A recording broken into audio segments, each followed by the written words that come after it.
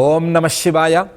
జగద్గురు శ్రీమదాది శంకరాచార్యుల వారు రచించిన శివానందలహరి స్తోత్ర గ్రంథంలో 50వ శ్లోకం ఇలా ఉంది. సంధ్యారంభ విజృంభితం శృతిశిరస్థానాంతరాధిష్ఠితం సప్రేమ భ్రమరాభిరామమసకృత్ సద్వాసనాశోభితం భోగేంద్రాభరణం సమస్తసుమనః పూజ్యం గుణావిష్కృతం సేవే శ్రీగిరిమల్లికార్జున మహాలింగం శివాలింగితం. ఈ శ్లోకంలో ఆచార్యుల వారు శ్రీశైలంలో ఉండేటువంటి మల్లికార్జున మహాలింగాన్ని స్తుతి చేస్తున్నారు. ఆ మల్లికార్జున మహాలింగాన్ని సేవిస్తున్నాను అని చెప్పుకుంటున్నారు. మల్లికార్జునుడి యొక్క అవతారాన్ని గురించి శివపురాణంలోని ఒక కథనం ఇలా ఉంది. కుమారస్వామి జన్మం జరిగింది. కుమారస్వామి దేవసేనను వెంట పెట్టుకుని తారకాసురుణ్ణి వధించటానికి వెళ్ళాడు.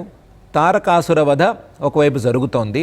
తారకాసుర వధ, దాని తర్వాత వచ్చినటువంటి పరిణామాలు ఇవన్నీ జరుగుతూ ఉండగా ఈ లోపల గణేశుడి యొక్క ఆవిర్భావం, ఆ గణేశుడి యొక్క పెరుగుదల, గణేశుడి యొక్క వివాహం, గణేశుడికి రకరకాల వరాలను శివపార్వతులు ప్రసాదించటం అనేటువంటి క్రియలు జరిగిపోయినాయి, సైమల్టేనియస్గా జరిగిపోయినాయి. ఇలా జరిగినప్పుడు కుమారస్వామి తిరిగి వచ్చాడు కైలాసానికి. తిరిగి వచ్చిన తర్వాత నారద మహర్షి గారు నీవు లేని కాలంలో కైలాసంలో జరిగినటువంటి విశేషాలు ఇవి అని ఈ తతంగం మొత్తాన్ని కుమారస్వామికి వివరించాడు. కుమారస్వామి అంటే ఆయన స్కందుడు, బ్రహ్మణ్యుడు, సుబ్రహ్మణ్యుడు.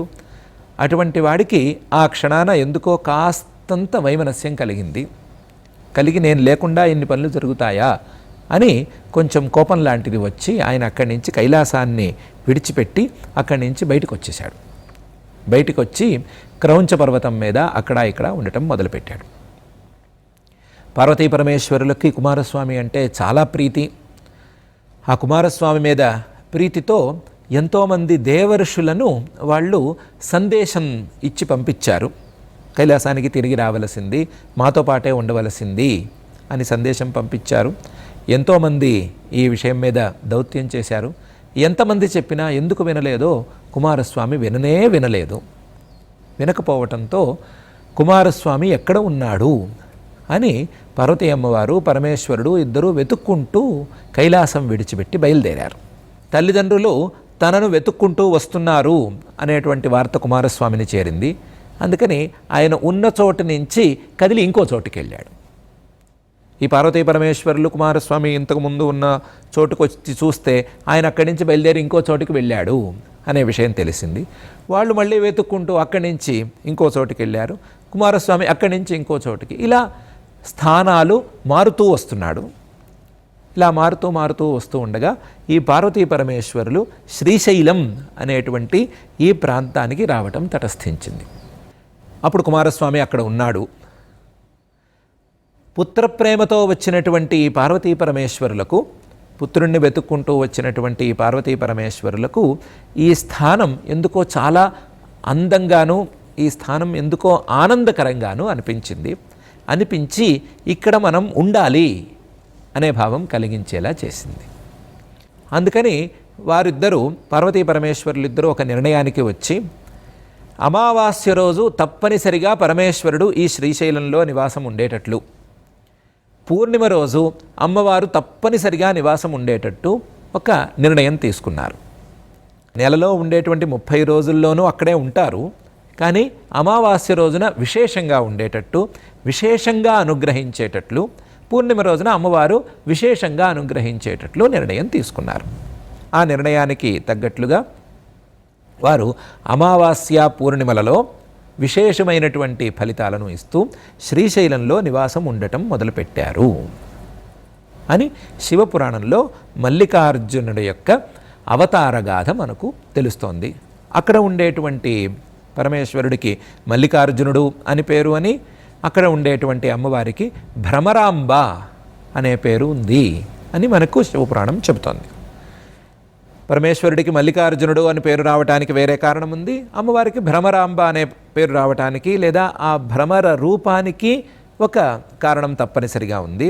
ఉంటూ ఉండగానే ఈ భ్రమరాంబ సమేతుడైనటువంటి మల్లికార్జున స్వామి శ్రీశైలంలో నివసిస్తూ పుత్రప్రేమతో నివసిస్తూ అక్కడకు వచ్చినటువంటి భక్తులను పుత్రప్రేమతో చూస్తూ పుత్రులకు తల్లిదండ్రులు ఎంత సులభంగా వరాలను ఇస్తారో అంత సులభంగా వరాలను ఇస్తూ వస్తున్నాడు అనే విషయం శివపురాణం ద్వారా మనకు తెలిసేటువంటి విషయం. ఆ అంశాన్ని దృష్టిలో ఉంచుకున్నటువంటి ఆచార్యుల వారు శ్రీగిరి మల్లికార్జున స్వామి, శ్రీశైలంలో ఉండేటువంటి మల్లికార్జున స్వామి, మహాలింగ రూపంలో వెలసిల్లినటువంటి మల్లికార్జున స్వామి. ఈయన శివాలింగితం, పరమేశ్వరి అంటే పార్వతీ అమ్మవారు పక్కనే ఉంది లేదా పార్వతీ అమ్మవారు ఆలింగనం చేసుకుని ఉన్నది. అటువంటి ఆలింగనం చేసుకోబడి ఉన్నటువంటి శివలింగం ఇది, శివాలింగితమైనటువంటి శివలింగం. ఈ మల్లికార్జున శివలింగం మల్లికార్జున అనే పదస్వారస్యంతో చూసినప్పుడు మల్లెతీగతో చుట్టబడినటువంటి తెల్ల మద్ది లాంటిది అనే విషయం స్ఫురిస్తుంది. అర్జున అనే శబ్దానికి తెల్లమద్ది అని అర్థం. తెల్లమద్ది అనే చెట్టు, మల్లిక అంటే మనకు తెలిసినట్లుగానే మల్లె తీగ. ఈ మల్లె తీగ చుట్టుకొని ఉండేటువంటి తెల్లమద్ది అనేటువంటి అంశం మల్లికార్జున అనే పదం ద్వారా మనకు స్ఫురిస్తోంది. ఆ స్ఫురించినటువంటి అంశాన్ని తీసుకుని ఆచార్యుల వారు ఈ శ్లోకాన్ని ప్రారంభిస్తున్నారు. మల్లె తీగ సహజంగానే సంధ్య వేళల్లో సాయంకాలాల్లో పుష్పిస్తుంది. సాయంకాలంలో మల్లె తీగకు పూలు చక్కగా వికసిస్తాయి. వికసించినప్పుడు దాని యొక్క అందం చక్కగా మనకు ప్రస్ఫుటమవుతుంది. అలాగే దాని సువాసన కూడా నలుదిశలకు తెలుస్తుంది. సాయంకాలాలలో వికసించేటువంటి ఈ మల్లెపూలను కోసుకుని ఎవరికి వారు పూజ చేసుకునేవారు పూజ చేసుకుంటారు. మర్నాటికి అట్టి పెట్టుకునే వాళ్ళైతే అట్టి పెట్టుకుంటే అట్టి పెట్టుకునేవచ్చు. కానీ కాస్తంత కట్టుకొని తలలో పెట్టుకునేవారు కూడా ఉంటారు. అలాగే కొంతమంది చెవులలో పెట్టుకునేవారు ఉంటారు. గత కాలాలకు సంబంధించినటువంటి కొన్ని అలంకార నియమాల ప్రకారం చెవులకు పూలు పెట్టుకోవటం అనేది కూడా ఉండేది. కాబట్టి చెవులకు కూడా కొంతమంది పెట్టుకోవచ్చు లేదా కొన్ని కాలాలలో పెట్టుకోవచ్చు. అలాగే మల్లెపువ్వు చక్కగా వికసించి ఉన్నప్పుడు ఆ మల్లెపువ్వు చుట్టూ తుమ్మెద అనేది తిరుగుతూ ఉండటం అనేది జరిగి తీరుతుంది. ఆ మల్లెపువ్వు చక్కగా సువాసనలను వెదజల్లుతూ ఉంటుంది. ఆ మల్లెపువ్వును కాస్తంత భోగలాలసత ఉన్నవారు ఆదరించి తమ శరీరానికి ఆభరణంగా చేసుకోవటం అనేది కూడా జరిగి తీరుతుంది. అసలు మల్లెపువ్వు నచ్చని వాళ్ళు దాదాపుగా ఉండరు అని చెప్పుకోవాలి. మల్లెపువ్వు కనుక నచ్చకపోతే వారి మనసులో ఏదో చిన్నపాటి తేడా ఉండాలి. అందరికీ మల్లెపువ్వు నచ్చాలనే నియమం లేకపోతే పోవచ్చు, కానీ ఎక్కువ మందికి అయితే మల్లెపువ్వు తప్పనిసరిగా నచ్చుతుంది. మంచి మనస్సున్నవారు మల్లెపువ్వులను తప్పనిసరిగా ఇష్టపడతారు. మల్లెపువ్వులో ఉండేటువంటి గుణాలు ఎన్నెన్నో ఉన్నాయి. మల్లెపువ్వుకు సంబంధించినటువంటి గుణాలు పుష్పశాస్త్రవేత్తలు చాలా విశేషంగా చెప్తారు. ఆ గుణాలన్నిటినీ మల్లెపువ్వు చక్కగా తెలుపుతోంది. అలాంటి మల్లెపువ్వులు కలిగినటువంటి మల్లె తీగతో చుట్టబడి ఉండే తెల్లమద్ది చెట్టులాగా పార్వతీ అమ్మవారితో ఆలింగనం చేసుకోబడినటువంటి ఈ శ్రీశైలంలో ఉండేటువంటి మల్లికార్జున మహాలింగం ఉన్నది అని ఈ శ్లోకంలో ఆచార్యుల వారు చెప్తున్నారు. దానికి తగ్గట్లుగా సంధ్యారంభ విజృంభితం, మల్లెపువ్వు సాయంకాలాల పూట వికసిస్తుంది అనుకున్నాం కదా. ఈ మల్లికార్జున మహాలింగం కూడా సంధ్యారంభ విజృంభితం, సంధ్యాకాలం సాయంకాలం ప్రారంభం అవుతూనే విజృంభితం తాండవ నాట్యంతో, తాండవ నృత్యంతో విజృంభణ చేసేస్తాడు, విజృంభించి ఉంటాడు, ఆనంద తాండవం చేస్తూ ఉంటాడు. సంధ్యారంభ విజృంభితం. మల్లెపువ్వును తలలోనూ అలాగే చెవుల్లోనూ ఆయా స్థానాలలో కంఠంలోనూ కూడా ధరించి ఉంటారు అని అనుకున్నాం కదా. ఈయన కూడా శృతి శిరస్థానాంతరాధిష్ఠితం. శృతి శిరస్సులు, శృతులు అంటే వేదాలు, వేదాల యొక్క శిరస్సులు అంటే ఉపనిషత్తులు, ఆ ఉపనిషత్తులు మొదలైనటువంటి స్థానాలలోనూ, ఆ ఉపనిషత్తులను వ్యాఖ్యానం చేసేటువంటి మరికొన్ని స్థానాలలోనూ శృతిశిర స్థానాంతర అధిష్ఠితం ఈ పరమేశ్వరతత్వం ప్రతిపాద్యంగా మనకు తెలుస్తోంది. ఈ మల్లికార్జున మహాలింగం ఆ వేదాంతాలలో తెలుస్తూ ఉంది. ఆనంద తాండవం చేస్తున్నటువంటి, భక్తులకు ఆనందాన్ని పంచుతున్నటువంటి ఈ లింగతత్వం, పరమేశ్వరతత్వం మనకు వేదాంతాల ద్వారా తెలుస్తూ ఉంది. శృతి శిరస్థానాంతరాధిష్ఠితం సప్రేమ భ్రమరాభిరామం. మల్లెపువ్వు చుట్టూ తుమ్మిద తిరుగుతూ ఉన్నట్లుగా ఈ మహాలింగం చుట్టూ అమ్మవారు ఆలింగనం చేసుకుని ఉండటం వలన అమ్మవారు భ్రమర రూపంలో, తుమ్మిద రూపంలో ఈ లింగం చుట్టూ తిరుగుతూ ఉన్నందువలన సప్రేమ భ్రమరాభిరామం, ప్రేమతో కూడినటువంటి, ప్రేమతో తన పతి అనేటువంటి ప్రేమతో, తన యొక్క తత్వం అనేటువంటి ప్రేమతో కూడినటువంటి భ్రమరాంబ చేత ఆలింగనం చేసుకోబడటం వలన అభిరామం చాలా సుందరంగా ఉంది. సప్రేమ భ్రమరాభిరామం అసకృత్ సద్వాసనా శోభితం.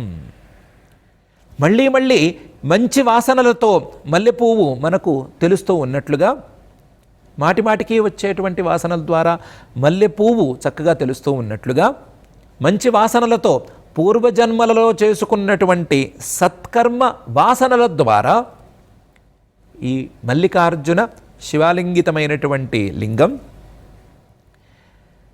శోభిల్లుతోంది లేదా శోభాయమానంగా తెలుస్తోంది. పూర్వజన్మలో సత్కర్మలు కనుక చేసుకోనట్లయితే, సత్కర్మలు పూర్వజన్మలో లేనట్లయితే, వాటి ద్వారా సద్వాసనలు, మంచి సంస్కారాలు కలగనట్లయితే ఆ మల్లికార్జున మహాలింగాన్ని చూసే అదృష్టమే ఉండదు, చూసినా నచ్చేటువంటి స్థాయి ఉండనే ఉండదు. కాబట్టి సద్వాసన శోభితం, అసకృత్ సద్వాసన శోభితం. ఆ మల్లికార్జున మహాలింగం మీద భోగీంద్రుడు అంటే పాములకు అధిపతి అయినటువంటి వాసుకి ఆభరణంగా ఉన్నాడు. భోగీంద్రాభరణం. సమస్త సుమన సంసేవ్యం, సమస్త సుమన పూజ్యం. సుమనస్సులు అంటే మంచి మనస్సు కలిగినటువంటి వారు, మానవులు, మంచి మనస్సు కలిగినటువంటి ఋషులు మొదలైనటువంటి మహానుభావులు, సుమనస్సులు అని పేరు కలిగినటువంటి దేవతలు, వీరందరి చేత సమస్త సుమన పూజ్యం. సుమనస్సులు, మంచి మనస్సు కలిగిన వారు అనే పేరు ఎవరెవరికైతే ఉందో వారందరి చేత పూజింపబడేటువంటి వాడు, పూజింపబడేటువంటిది ఈ మల్లికార్జున మహాలింగం. సమస్త సుమన పూజ్యం, గుణావిష్కృతం. సద్గుణాల ద్వారానే ఆ మల్లికార్జున మహాలింగం అనేది ఆవిష్కరింపబడుతుంది. మనసులో మంచి గుణాలు లేకపోయినట్లయితే, మంచి అభ్యాసాలు లేకపోయినట్లయితే, మంచి సంస్కారాల ద్వారా అమరినటువంటి శమదమాదులు లేదా యమ నియమాదులు లేకపోయినట్లయితే ఈ మల్లికార్జున మహాలింగం కళ్ళకు సరిగ్గా కనపడదు. కళ్ళకు ఒకవేళ కనబడిన మనస్సులో నిలవదు. కాబట్టి గుణావిష్కృతం, గుణాల ద్వారా, సద్గుణాల ద్వారా ఈ మల్లికార్జున మహాలింగం అనేది ఆవిష్కృతం అవుతోంది. ఇలాంటి శ్రీగిరి మల్లికార్జున మహాలింగం శివాలింగితం. పార్వతీదేవి పక్కనే ఉండేటువంటి అమ్మవారు ఆలింగనం చేసుకున్నటువంటి ఈ మల్లికార్జున మహాలింగాన్ని నేను సేవిస్తున్నాను. మల్లె తీగ అలముకున్న తెల్ల మద్ది చెట్టు లాంటి ఈ మల్లికార్జున మహాలింగాన్ని నేను సేవిస్తున్నాను అని ఆచార్యుల వారు ధ్వనితో ఈ శ్లోకాన్ని మనకు తీసుకొచ్చి చూపిస్తున్నారు. అలంకార శాస్త్రపరంగా చూసుకున్నప్పుడు చాలా ఉత్తమ కావ్య శ్రేణికి చెందినటువంటి ఈ శ్లోకం ద్వారా మనకు మల్లికార్జున మహాలింగాన్ని అందంగా చూపించడానికి ఆచార్యుల వారు ప్రయత్నం చేస్తున్నారు. సంధ్యారంభ విజృంభితం శృతి శిరస్థానాంతర అధిష్ఠితం సప్రేమ భ్రమరాభిరామం అసకృత్ సద్వాసనాశోభితం భోగీంద్రాభరణం సమస్త సుమన పూజ్యం గుణావిష్కృతం సేవే శ్రీగిరి మల్లికార్జున మహాలింగం శివాలింగితం అనేటువంటి ఈ శ్లోకంలో మల్లికార్జునుడి యొక్క మహాలింగాన్ని సేవించినట్లయితే ఏమి ఫలితాలు కలుగుతాయి అనే విషయాన్ని శివపురాణం చాలా చక్కగా ప్రస్తావన చేసింది. తల్లింగం యస్ సమీక్షేత స సర్వైః కిల్బిషైరపి ముచ్యతే నాత్ర సందేహ సర్వాన్ కామాన్ అవాప్నుయాత్ అని. ఆ మల్లికార్జున మహాలింగాన్ని ఎవరైతే చూస్తారో, కేవలం చూడటం వరకు చేస్తారో, తల్లింగం యస్ సమీక్షేత స సర్వైః కిల్బిషైరపి ముచ్యతే, చేసుకున్నటువంటి పాపాలన్నీ ఆ వ్యక్తికి తప్పనిసరిగా పోతాయి. వాటితో పాటుగా నాత్ర సందేహ, ఈ విషయంలో సందేహమే అక్కర్లేదు, సర్వాన్ కామానవాప్నుయాత్, కోరుకున్నటువంటి కోరిన ఫలితాలన్నిటినీ అందుకోగలుగుతాడు. ఈ విషయంలో కూడా సందేహం అక్కర్లేదు. దుఃఖంచ దూరతో యాతి సుఖమాత్యంతికం వ్రజేత్, అంతవరకు ఉండేటువంటి కష్టాలన్నీ దూరంగా పారిపోయినట్టుగా వెళ్ళిపోతాయి. ఆత్యంతికమైనటువంటి సుఖం, ఏమాత్రం బెసగని, ఏమాత్రం కదలనటువంటి సుఖం అనేది కలుగుతుంది. ఎలాంటి సుఖం? జననీ గర్భ సంభూతం కష్టం నాప్నోతి వై పునః, మళ్ళీ మరొకసారి తల్లి కడుపున పుట్టటం అనేటువంటి కష్టాన్ని పొందడు. ఏ రకమైనటువంటి కష్టము దరిచేరదు. మళ్ళీ జన్మ అనేది ఉండనే ఉండదు. మళ్ళీ జన్మ లేకపోతే ఎంత సుఖం కలుగుతుందో అంత సుఖం తప్పనిసరిగా ఇతను పొందుతాడు. ఎవరు పొందుతారు? కేవలం మల్లికార్జున మహాలింగాన్ని ఒక్కసారి చూసినటువంటి వాడు. ఇది కేవలం ముక్తి దాకానే వెళ్ళిపోయింది అని అనుకోవడానికి వెళ్ళలేదు. ధనధాన్య సమృద్ధిశ్చ ప్రతిష్టా ఆరోగ్యమేవచ అభీష్ట ఫలసిద్ధిశ్చ జాయతే నాత్ర సంశయ. మల్లికార్జున మహాలింగాన్ని చూసినటువంటి వారి ఇంట్లో ధనధాన్య సమృద్ధి చక్కగా కలుగుతుంది. అలాగే ప్రతిష్ట, కీర్తి మొదలైనటువంటి సత్ఫలితాలు కలుగుతాయి. ఆరోగ్యం, రోగాలు పోయి స్వస్థత చేకూరటం అనే ఫలితం తప్పనిసరిగా కలుగుతుంది. అభీష్ట ఫలసిద్ధిశ్చ, ఇది కాక కోరిన మంచి కోరిక ఏదైనా సరే తప్పనిసరిగా తీరుతుంది. జాయతే నాత్ర సంశయ, ఇవన్నీ కలగటంలో ఏ సందేహము అక్కర్లేదు అని శివపురాణంలోనేటువంటి వాక్యాలు మనకు తెలియజేస్తున్నాయి. ఇలాంటి దర్శన మాత్రం ద్వారా వచ్చేటువంటి ఫలితాలను ఇచ్చే మల్లికార్జున మహాలింగాన్ని, దర్శనం ద్వారానే ఇన్నిన్ని ఫలితాలను ఇచ్చేటువంటి మల్లికార్జున మహాలింగాన్ని, శివాలింగితమైనటువంటి ఆ మల్లికార్జున మహాలింగాన్ని సేవించినట్లయితే, మానసికంగాను శారీరకంగాను ఆ లింగానికి సేవ చేసుకున్నట్లయితే ఫలితాలు ఎంత ఉత్కృష్టంగా ఉంటాయి అనే విషయాన్ని చూసుకోవలసింది అని చెబుతూ ఆచార్యుల వారు సేవే శ్రీగిరి మల్లికార్జున మహాలింగం శివాలింగితం అనే ఈ విషయాన్ని, ఈ మల్లికార్జున లింగ ప్రస్తావనను ఈ శ్లోకంలో చేస్తున్నారు. శ్లోకంలో ఉండేటువంటి అందాలు ఒక వైపుకు ఉన్నట్లయితే, మల్లెపువ్వుకు సంబంధించినటువంటి అంశాలన్నీ అవే పదాల ద్వారా చెప్పటం, అలాగే శివలింగానికి సంబంధించినటువంటి విశేషాలను కూడా అదే పదాల ద్వారా చెప్పటం లాంటి అందాలన్నీ ఒక ఎత్తైతే, ఆయన యొక్క స్వరూపాన్ని, మల్లికార్జున మహాలింగం యొక్క స్వరూపాన్ని ఈ శ్లోకంలోని పదాల ద్వారా చెప్పటం అనేది ఆచార్యుల వారి యొక్క ఒక ప్రత్యేకత. ఆ ప్రత్యేకతను ప్రదర్శిస్తూనే ఆనంద తాండవం చేస్తున్నటువంటి, వేదాంత ప్రతిపాద్యమైనటువంటి, ఉపనిషద్వాక్యాలలో ప్రతిపాద్యమైనటువంటి అమ్మవారు జ్ఞానస్వరూపిణి, తత్వజ్ఞానస్వరూపిణి అయినటువంటి అమ్మవారితో కూడి ఉన్నటువంటి, సద్వాసనల ద్వారా, మంచి సంస్కారాల ద్వారా తెలియబడేటువంటి, సగుణ రూపంలో వాసుకుని ఆభరణంగా కలిగి ఉన్నటువంటి, మంచి మనస్సు ఉన్న మానవుల ద్వారా, అలాగే ఋషుల ద్వారా, అలాగే దేవతల ద్వారా కూడా పూజింపబడేటువంటి, సద్గుణాల ద్వారా తెలిసేటువంటి ఆ పరమేశ్వరుడి యొక్క తత్వాన్ని ఈ శ్లోకంలో ఆచార్యుల వారు మనకు పరిచయం చేస్తున్నారు. పరిచయం చేస్తూ సంధ్యారంభ విజృంభితం శృతిశిరస్థానాంతరాధిష్ఠితం సప్రేమ భ్రమరాభిరామం అసకృత్ సద్వాసనాశోభితం భోగీంద్రాభరణం సమస్త సుమనః పూజ్యం గుణావిష్కృతం సేవే శ్రీగిరి మల్లికార్జున మహాలింగం శివాలింగితం అని అంటున్నారు. మనకు దగ్గరలోనే ఉండేటువంటి ఆ మల్లికార్జునుడి యొక్క మహాలింగాన్ని దర్శనం చేసుకునేటువంటి సందర్భం ఆసన్నమైనప్పుడు ఈ శ్లోకాన్ని చెప్పుకోవచ్చు.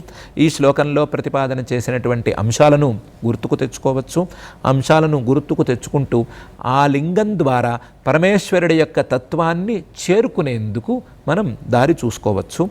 ఆ చూసుకోవలసినటువంటి దారిని చూపించినటువంటి జగద్గురు శ్రీమద్ ఆది శంకరాచార్యుల వారికి మనం గురుభక్తి పూర్వకంగా ప్రణామాలను సమర్పించుకుంటూ ఈ పని చేసుకుందాం. ఓం నమః శివాయ.